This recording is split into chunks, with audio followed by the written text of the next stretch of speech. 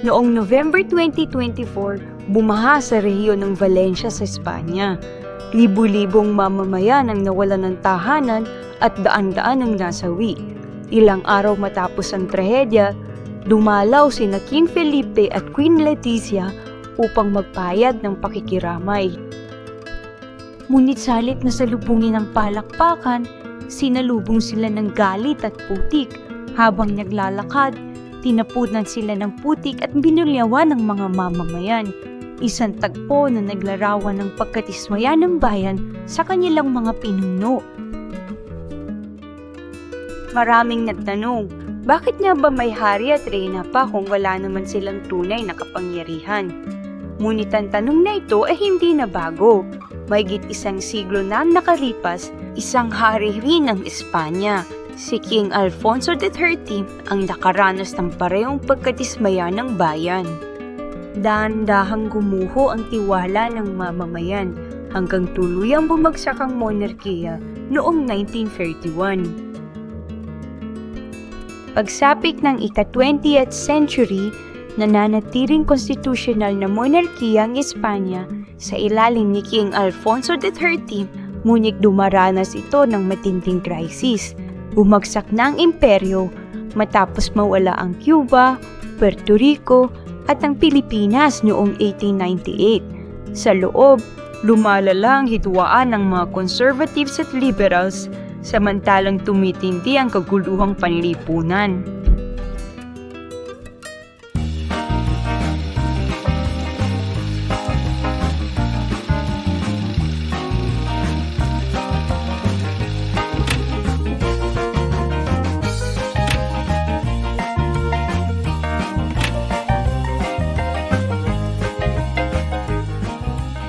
Si King Alfonso XIII ay ipinanganak noong 1886 ay nagsimulang mamuno noong 1902 sa edad na 16 na taon.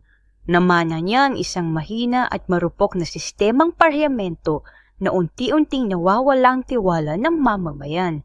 Ang kanyang paghahari na tumagal ng halos 3 dekada ay minarkahan ng mabilis na modernisasyon, ngunit sinabayan ng kaguluhan, diktatorya, at sa huli ay pagbagsak ng monarkiya. Sa pagitan ng 1902 at 1923, nagkaroon ng 33 pamahalaan na mabilis na nagpalit-palit. Ang madalas na panghihimasok ni Alfonso sa politika at pagpapalit ng mga punong ministro ay nagdulot ng pagbaba ng tiwala sa monarkiya. Sa kabila ng hangaring magpakitang makabago, pinanatili niyang sentral ang kapangyarihan ng hari. Kasabay nito, sumiklab ang mga welga at panawagan para sa reforma mula sa mga manggagawa at makabayang rehiyon tulad ng Catalonia at ng Basque Country. Ang alyansa ng monarkiya sa mga konserbatibo ay lalong naglayo sa kanya sa mga liberal at republikanong puwersa. Ang isang mahalagang sandali ay ang labanan sa Anwal noong 1921 sa Morocco, kung saan higit 10,000 sundalong Kastila ang nasawi. Naghimagsik ang opinyong publiko at isang investigasyong militar ang nabugnay sa hari sa kapalpakan dahil sa kanyang pakikialam sa mga desisyon ng hukbo.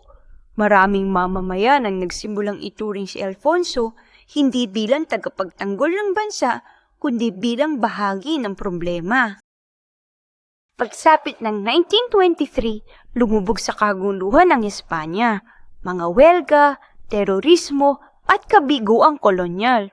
Noong September 30, 1923, pinamumunuan ni General Miguel Primo de Rivera ang isang kudeta sa basbas mismo ng hari. Pinaniniwalaan ni Alfonso na ang pamungunong militar ay makapagbabalik ng kaayusan at makapagliligtas sa monarkiya.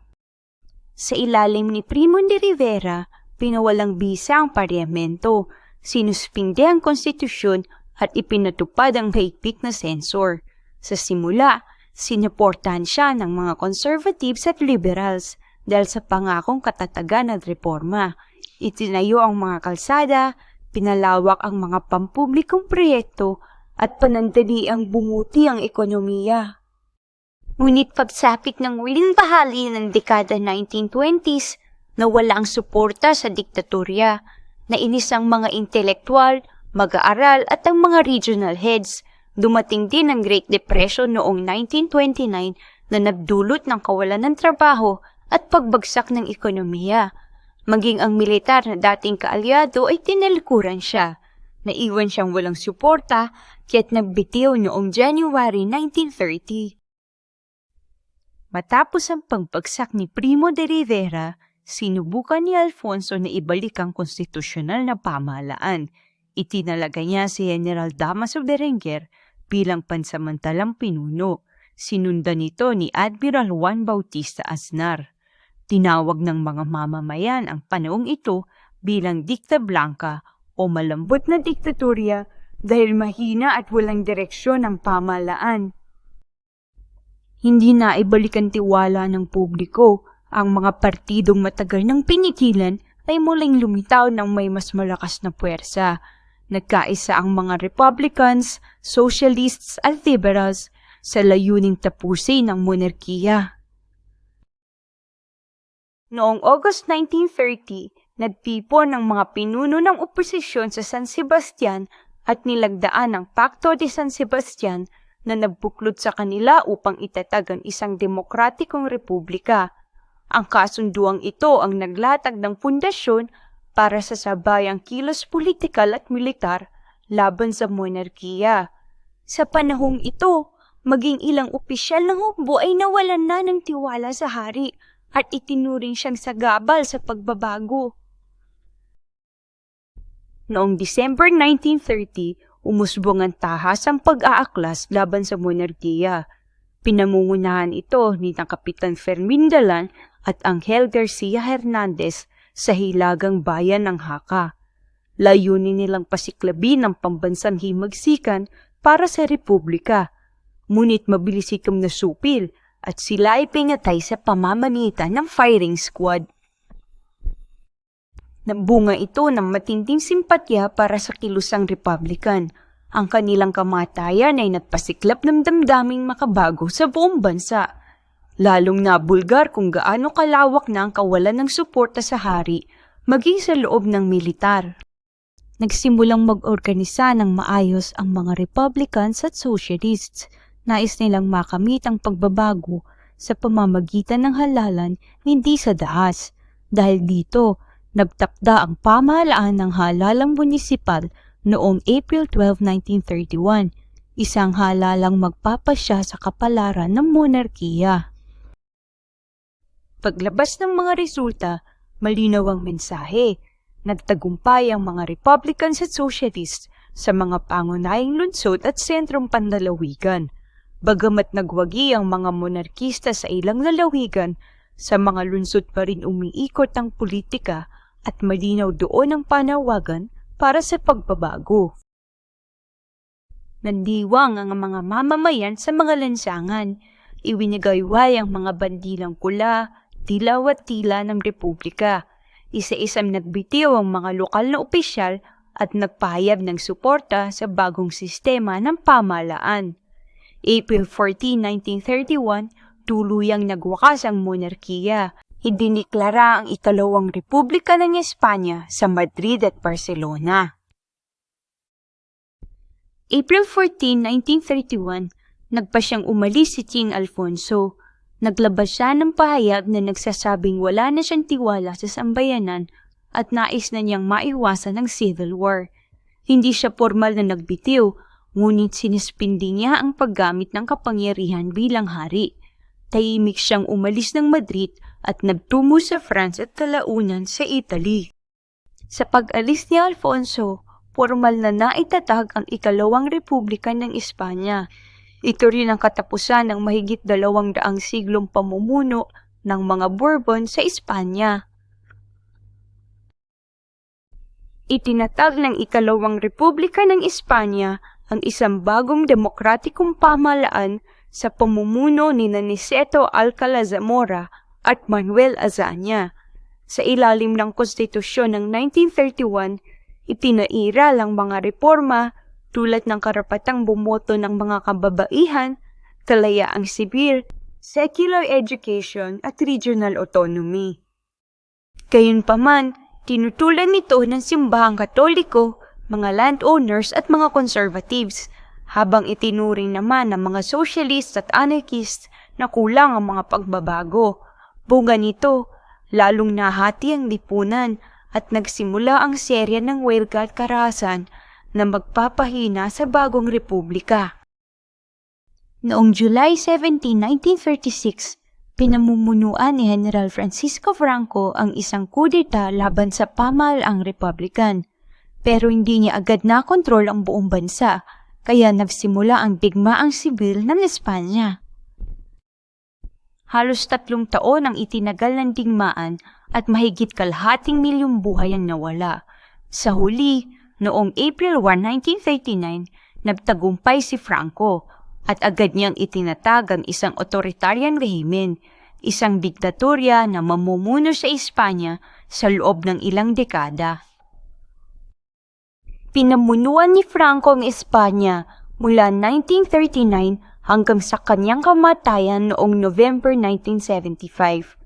Noong 1947, ipinasa niya ang isang batas na muling nagdeklara sa Espanya bilang kaharian, ngunit hindi siya nagtalaga ng hari.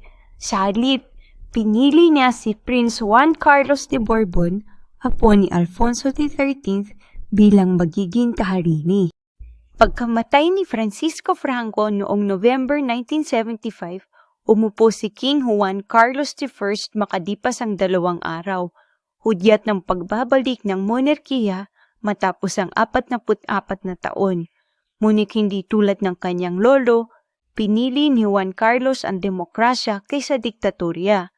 Suportado niya ang malayang halalan noong 1977 at ang konstitusyon ng 1978 na muling nagtayo sa Espanya bilang isang konstitusyonal na monarkiya.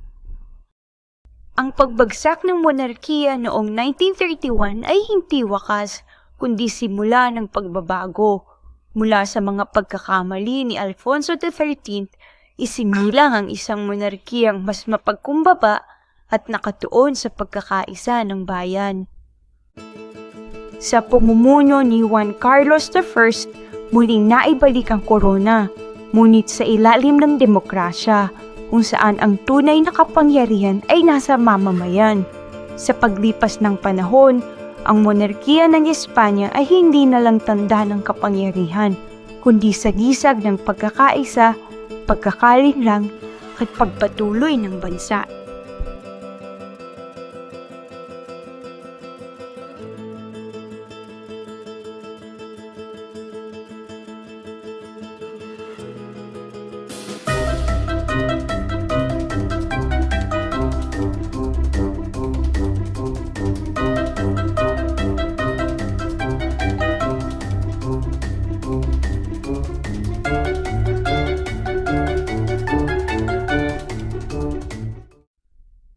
Ayan mga kamarites, natapos na ang ating kasaysayang kwento.